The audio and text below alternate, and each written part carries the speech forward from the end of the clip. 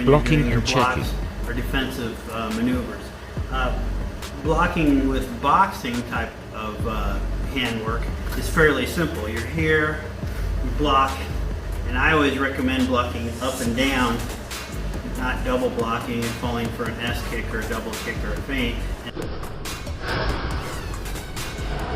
and not throwing both hands up unless you absolutely have to, trying to do a cross block.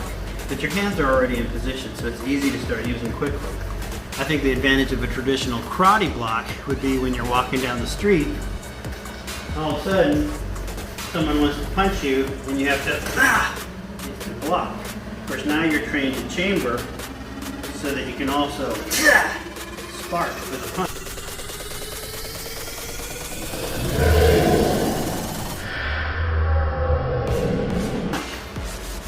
If they go to hit you in the head or on top of the head, that high block works great.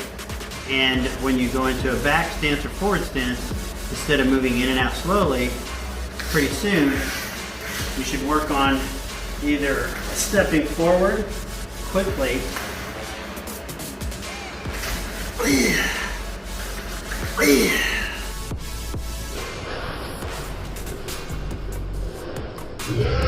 or stepping back.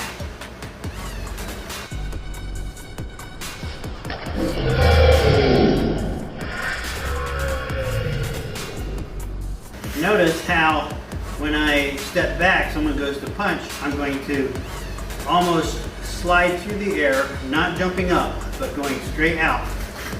And then my reverse punch is ready to fly right into the attack.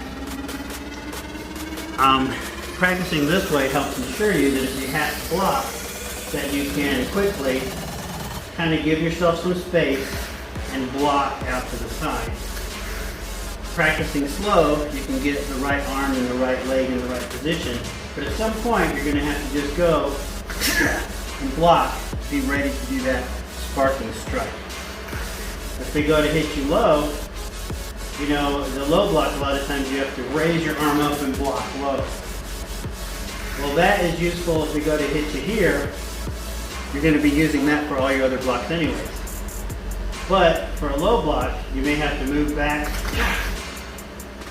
sweep the whole body and do your low block. And of course your hand is ready to do your sparking strike. So at first, you'll be slow, but then you're going to have to use sparking with your blocks. Because your actual karate blocks are probably what you would use if you're walking and all of a sudden someone goes to punch you. You're going to have to do it quick. It's a powerful single block ready to strike. Of course, sparring, I always naturally go to boxing or double cross, but those are really just like a midsection block, low block. They're just a implementation of those basic blocks.